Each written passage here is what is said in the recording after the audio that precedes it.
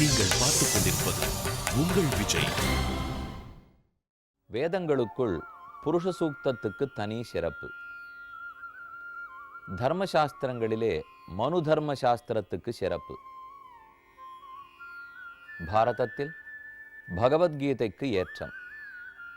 புராணங்களிலே ஸ்ரீ விஷ்ணு புராணம் மகிமை வாய்ந்தது.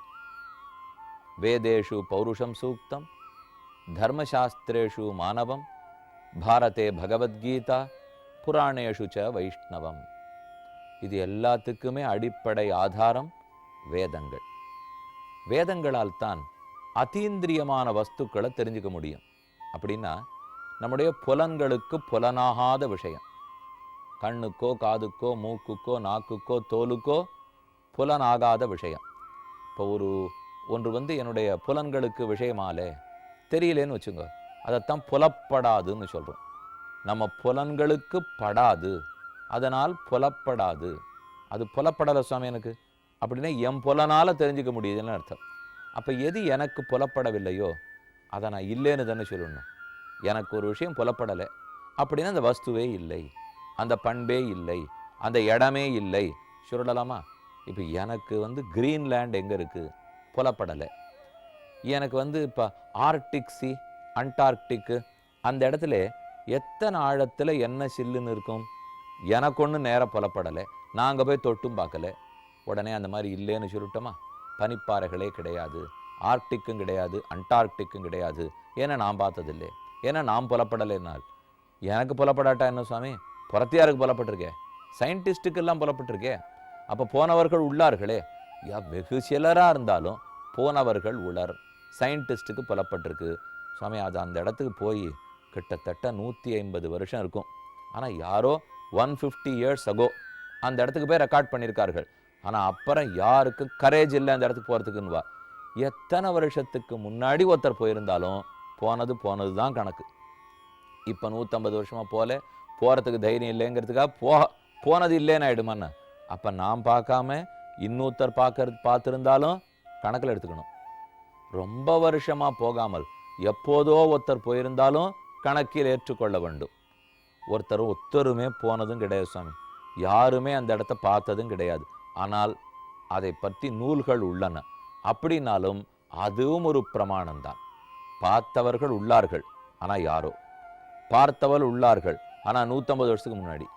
பார்த்தவர்களே யாருன்னு எனக்கு தெரியாது, ஆனால் நூலில் உள்ளது. இதை போல எது சொன்னாலும் அந்த இடம் இருக்கு என்று தான் ஏற்றுக்கொள்ள வேண்டும். நான் பார்க்குற அன்னி வரைக்கும் இல்லை, நான் அதை இல்லைன்னு நிரூபிக்கிற அன்னி வரைக்கும் கண்டிப்பாக அந்த இடத்த இருக்குன்னு தானே ஒத்துண்டாகணும். இப்போ நான் இன்னும் நிரூபிக்கலை, இந்த பனிப்பாறைகள் இங்கே கிடையாதுன்னு நான் நிரூபிக்கணும்.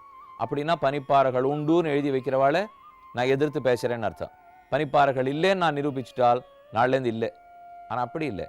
அறிவியல் விஞ்ஞானிகளே கூட ஒருத்தர் 1850 ஒன்று சொல்கிறார், 890 மாறுறது, 1990 மாறுறது, 2010 மாறுறது. இப்போ மாறிண்டே வந்திருக்கேன்னால் மாறட்டுமே, அடிப்படை ஒன்று தான். அதில் மேலே ஆராய்ச்சி கருத்துகள் தானே வெளியில் வந்துட்டே இருக்குது. ஒரு அணு சின்னது, அதை விட கீழே போக முடியாதுன்னார். கொஞ்சம் வருஷம் ஆச்சு, இல்லை அதை 3ஆக பிரிக்கலான்னார். இன்னும் கொஞ்சம் வருஷம் ஆச்சு, அந்த 3 கூட பிரிக்கலான்னார்கள். முதல்ல வெறும் ஆட்டம் தான் தெரியும், அப்புறம் புரோட்டான், நியூட்ரான், எலக்ட்ரான், அது வரைக்கும் தெரியும். அப்புறம் அதை பிரித்து இன்றைக்கி நானோ டெக்னாலஜி வரைக்கும் போயாச்சு. ஆட்டம்னுடைய எத்தனையோ சின்ன பாகம்னா நேனோ டெக்னாலஜி. நேனோன்றது அவ்வளவு சின்ன சைஸ், நேனோ செகண்டுங்கிறோம். ஒரு செகண்டை பிரித்து கீழே போயிருக்குப்போ. இதை போல் விஞ்ஞானிகள்லாம் என்றோ நேனோ செகண்டுனே ஒன்றும் இல்லை, செகண்டு தான் இருக்குது சொல்லியிருக்கார்களே. இருக்கிறதுலையே சின்னது செகண்ட், வினாடி, நொடி என்று சொல்லியிருக்கிறவா உண்டு. ஆனால் இன்றைக்கி இப்போது அந்த விஞ்ஞானி சொன்னது தப்பாப்படாது. இப்போ அன்னைக்கு தேதிக்கு அவர் சொன்னது சரி, அப்புறம் ஆராய்ச்சி பண்ணுறார்கள், அப்புறம் சொன்னது சரிதான். அதுக்குன்னு விஞ்ஞானிக்குள்ள பிணக்கு, ஒருத்தருக்கு பொய் சொல்லிக்கிறார்கள் என்று நாம் யாரும் சொல்கிறதே கிடையாது. சொல்லிப்போ அதே போலத்தான் வேதங்கள், அதில் சொல்லப்பட்ட பகவான் நாம் பார்க்காட்டா கூட பார்த்தவர்கள் உள்ளார்கள். நாம் பார்க்கறதுக்கு வழி இருக்குது, நான் எப்படி பார்க்கலாங்கிறதையும் சொல்லி வச்சிருக்கார்கள். பார்த்தவர்களும் உள்ளார்கள். எத்தனையோ வருஷத்துக்கு முன்னாடி பார்த்துருந்தா அதனால எனக்கு என்ன நஷ்டம்? இப்போ யாரோ ஒரு அட்டாமிக் எனர்ஜியை பார்த்தவர் 200 வருஷத்துக்கு முன்னாடி ஒன்று எழுதி வச்சுருந்தேன், நான் இல்லைன்னு சொல்லிவிடுவேனா?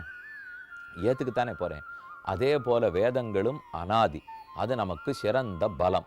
வேதம் என்ன பண்ணும்னு நம்ம நேற்றுக்கு சந்திக்கும் போது பார்த்துருந்தோமே. எனக்கு எது தெரியாதோ புதுசோ அதை பற்றி தான் சொல்லும். எனக்கு எது கருத்திலேயே படலையோ, எனக்கு எது புதியதோ அதை பற்றி தான் வேதங்கள் சொல்லும். ஆனால் எது உலகில் உண்மையோ அதுக்கு மாறுதலாக வேதங்கள் சொல்லவே சொல்லாது. இது ஆச்சரியமத்தில உலகத்துக்கு மாறுபட்டு வேதம் சொல்லாது. ஏன்னா ஒருத்தர் நம்பவே வரமாட்டா. அப்புறம் நான் நேராக பார்த்துட்டு இருக்கேன், வாழ்க்கையில் கஷ்டப்படுறேன்னுட்டு. நேராக பார்க்குறேன், ஒருத்தர் ரொம்ப நன்னா சுகமாக இருக்காருன்னுட்டு. ஆனால் அவர் நிறையா தப்பு பண்ணுறார். நான் தப்பே பண்ணலை, ஆனால் கஷ்டப்படுறேன். அவர் தப்பு நிறையா பண்ணுறார், ஆனால் சுகப்படுறார். இதுக்கு வேதம் எனக்கு பதில் சொல்லணும். இது வேதம் பதில் சொல்லாமல் இதுக்கு நேர் விரோதமாக நல்லது பண்ணுறவாள்லாம் சுகப்படுவார்கள், தீயது பண்ணுறவாள்லாம் கஷ்டப்படுவார்கள் என்று ஒரே வார்த்தை வேதம் எழுதி வச்சுட்டு போயிருந்தால் நான் நம்புவேன். சொல்லுங்க. ஏன்னா நேராக நான் ஒழுங்காக நடந்துட்டுருக்கேன், ஆனால் நான் கஷ்டப்படுறேன். அவன் தப்பு தப்பாக பண்ணுறான், ஆனால் சுகமாக இருக்கான். வேத புஸ்தகத்தை போய் கேட்டேன், இது ஏன்னு எனக்கு தெரியலையே. இப்போ இவ்வளோ கூட போக வேண்டாமே. எக்ஸாமை ரொம்ப நன்னா எழுதினேன் சுவாமி, எனக்கு 45, ரொம்ப சுமார், ஆனால் அவளுக்கு 75. இதுக்கே எனக்கு பதில் தெரியலையே. இப்போ ஏன் இந்த சீட்டு கிடைச்சது, ஏன் அவருக்கு கிடைக்கல? 150 அடி உசரத்துலேயும் ஒருத்தர் கீழே விடுறார், ஒரு கீரல் கூட இல்லாத நகர்ந்து போடுறார். என்னோட பேசிண்டே இருந்தவர் ஒரு அடி பின்னாடி வச்சார், முட்டி உடஞ்சி போச்சு. ரெண்டு பார்க்குற மூலியம். பேசிண்டே இருக்கிறவர் நடந்தா முட்டி உடஞ்சி போடுறது, 150 அடியில் ஒருத்தர் கீழே விடுறார், ஒன்றுமே நடக்க மாட்டேங்கிறது. இப்போ எனக்கு புரியல, இது எதனால சுவாமி? ஒன்றும் லாஜிக்கலாகவே இல்லையே. இதுக்கு சயின்ஸ் மட்டும் பதில் சொல்ல போகிறதானால் சயின்ஸ் இப்போ தேடும். 150 அடியிலேருந்து எப்படி விழுந்தார், விழும்போது கீழே இம்பேக்ட் எப்படி இருந்தது, ஒருவேளை வைக்கப்போரில் விழுந்தாரா, மணலில் விழுந்தாரா, எல்லாத்தையும் அது தேடும். கடைசியில் இது எப்படியோ விழுந்திருக்கார், அடிபடாததுக்கு தகுந்த மாதிரி விழுந்தார் அப்படின்னு தான் சொல்ல முடியுமே தவிர நிஜமாக கண்டுபிடிச்சு சொல்ல முடியாது. பாருங்க, இதெல்லாம் நான் கண்ணால் பார்க்குற விஷயம். ஆனால் கர்மங்களையோ தெய்வத்தையோ ஆத்மாவையோ கண்ணாலே பார்த்ததில்லை, தொட்டதில்லை, சாப்பிட்டதில்லை, முகர்ந்ததில்லை, ருசித்ததில்லை, எதுவும் இல்லை. நீங்கள் பார்த்துக் கொண்டிருப்பது உங்கள் விஜய். கர்மங்களையோ தெய்வத்தையோ ஆத்மாவையோ கண்ணாலே பார்த்ததில்லை, தொட்டதில்லை, சாப்பிட்டதில்லை, முகர்ந்ததில்லை, ருசித்ததில்லை, எதுவும் இல்லை. அப்போ அதை பற்றி எப்படி தெரிஞ்சுக்கலாம்னால், ஆனால் இருக்குன்னு மட்டும் எனக்கு தெரியுது. நான்கிற ஆத்மா உடம்பை விட வேறுபட்டவன் இருக்கேன்னு எனக்கு புரியுறது. ஏன்னா சின்ன குழந்தை, 1.5 வயசு குழந்தைய நான் இருக்கிறச்சே உடம்பே வேற, இவ்வளவுதான் இருந்தது. அந்த உடம்பே இப்போ வளர்ந்து இவ்வளோ பெருசு இருக்கு. ஆனால் அப்போ 1.5 வயசு குழந்தையா இருந்த அந்த ஆத்மாவே தான் இப்போ 50 வயசுக்காரனா நான் உட்காண்டிருக்கேன். அவனே தான் நான். இதில் எனக்கு சந்தேகமே இல்லை. எனக்கு 7 வயசுக்கு சைக்கிள் ஓட்ட தெரியாது, ஆனால் 10-12 வயசுக்கு சைக்கிள் ஓட்ட தெரியும். அப்போ நான் 7 வயசுக்கு சைக்கிள் ஓட்ட தெரியாது இருந்தேன், 12 வயசுக்கு சைக்கிள் ஓட்ட தெரிஞ்சுட்டேன். நானே தான் சைக்கிள் ஓட்ட தெரியல, எனக்கே தான் சைக்கிள் ஓட்ட தெரியறதுன்னு நான் சொல்கிறேன் இல்லையா? அப்போ அப்பவும் அதே ஆத்மா, இப்போவும் அதே ஆத்மா. இப்போ நினச்சி சிரிக்கிறேன். நம்ம 8 வயசுக்கு சைக்கிள் ஓட்ட தெரியாமல் என்னமோ அது பெரிய நட்டம்னு நினச்சிருந்தோம் இல்லை? இப்போ ஓட்ட தெரிஞ்சுன்னு மட்டும் என்ன பெருசாக சாதிச்சோம் என்ன இப்போ நினச்சிக்கிறேன். அப்போ 8, 12, 49 அனைத்தும் ஒரே ஆத்மா தான். இதை போல இவர் இந்த உடல்லேருந்து அடுத்ததுக்கு போனாலும் அதே ஆத்மா தான், முன்னாடி இருந்ததும் அதே ஆத்மா தான். அப்போ இத்தனை ஆத்மா ஒரே ஆத்மா, வெவ்வேறு ஆத்மா இல்லை. ஆனால் உடல் மாறுபட்டு கொண்டே வந்திருக்கிறது. இத்தனை மாறுகிற உடலுக்குள்ள நான் இருக்கேன், ஆத்மான்னு உணர முடியறது என்னாலே. ஆனால் கண்ணால் பார்க்க முடியல. இந்த ஆத்மா எடுத்த முடிவுகள்லாம் கடைப்பிடிக்க முடியல. யாரோ செலுத்துகிறார்கள்னு தெரியறது. கடவுளையும் உணர முடியறது, கண்ணால் பார்க்க முடியல. ஆனால் எதை உணர முடியறதோ, பார்க்க முடியலையோ, தொட முடியலையோ, அதெல்லாத்துக்கும் உதவிக்கு வேதங்கள் தான் வரும். நான் சொல்கிறேனே, பிரம்மம் எப்படிப்பட்டவர்னு சொல்கிறேன், ஆத்மா எப்படிப்பட்டதுன்னு சொல்கிறேன், உன் கர்மங்கள் எப்பப்போ சேர்த்துருக்கலன்னு சொல்கிறேன், எப்படி அதை தொலைக்கலான்னு சொல்கிறேன்னா, சாமி அப்போ எனக்கு தெரியாத பற்றி ஒருத்தர் சொல்லித்தரேங்கிறா சாமி. அது டிஃப்ரெண்ட் சப்ஜெக்ட். இது வரைக்கும் எனக்கு ஹிஸ்ட்ரி தெரியும், ஜியாகிரஃபி தெரியும், மேத்தமேட்டிக்ஸ் தெரியும், சிவிக்ஸ் தெரியும், காமர்ஸ் தெரியும். இந்த சப்ஜெக்டே எனக்கு தெரியாது. இப்போ வாத்தியார் ஆளானு கிடைப்பறான்னா யாருமே பார்த்தது இல்லையே.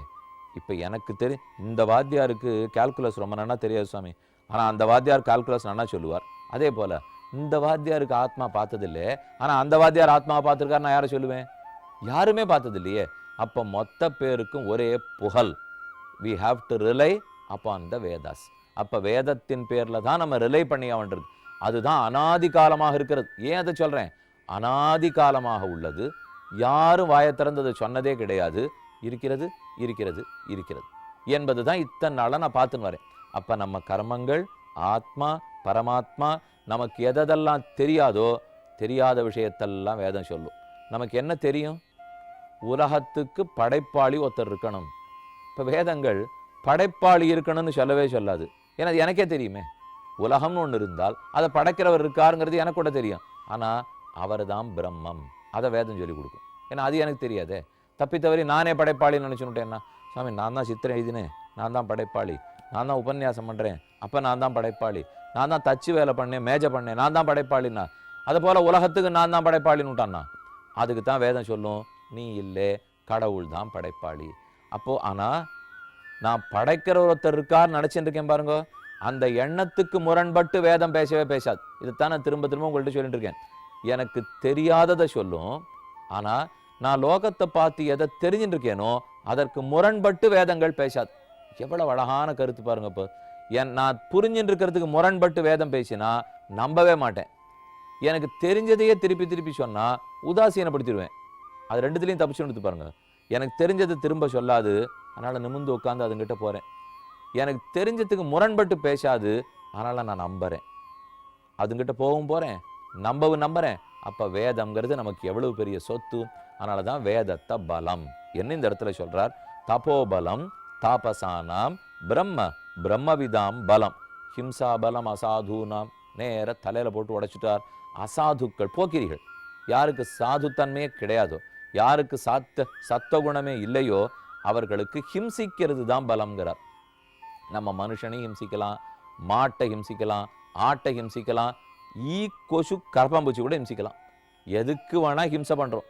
அந்த ஹிம்சிக்கிறது கூடாதான். யாரெல்லாம் ஹிம்சிக்கிறார்களோ அவர்கள் அசாதுக்கள். இத்தை கொல்றது, அத்தை கொல்றது, வேட்டையாடுறது, நன்னா அரசாங்கம் பிடிக்கிறது பாருங்க. இப்போ வேட்டையாட போனாலோ மானை தொடக்கூடாது, மயிலை தொடக்கூடாது, ஒன்னையும் தொடக்கூடாதுன்னா நாம யார் தொடறதுக்கு? படைத்தது பகவான், நாம எதுக்கு அதை போய் தொடணும்? இப்போ நம்ம நினைக்கலாம், ஓஹோ அது என்ன முட்டை வந்ததுன்னானால், அதெல்லாம் அப்படிலாம் வரவே வராது.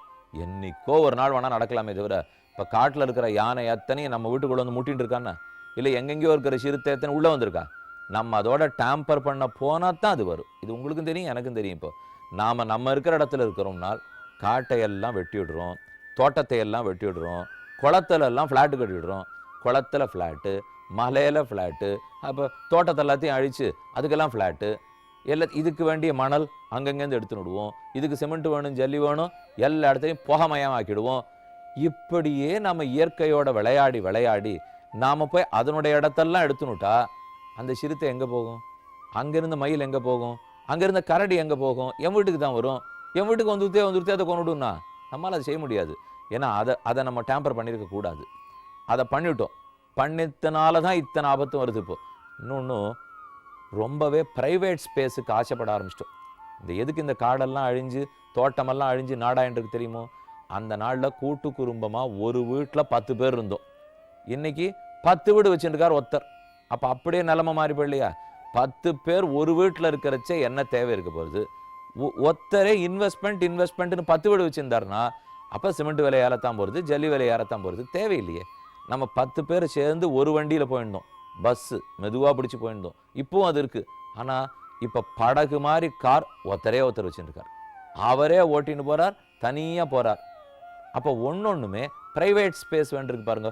எனக்கு அது வேணும்னா இயற்கை அழிக்க ஆரம்பிச்சிருவோம். நான் ப்ரைவேட் ஸ்பேஸை தேடினேன்னாலே ஹிம்சிக்க ஆரம்பிச்சிருவேன்.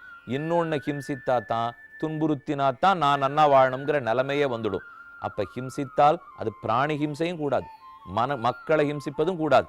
எத்த பண்ணாலும் அது ஹிம்சை. அப்போ மனித நேயமே இல்லை, ஜீவராசிகளிடத்துல கருணையே இல்லைன்னு ஆயிடும். அப்படி இருக்கிறவனா இருக்காதேங்கிறார். கடைசியா க்ஷமா குணவதாம் பலம். நல்ல குணசாலிகளுக்கு பொறுமை பலமாகிறது.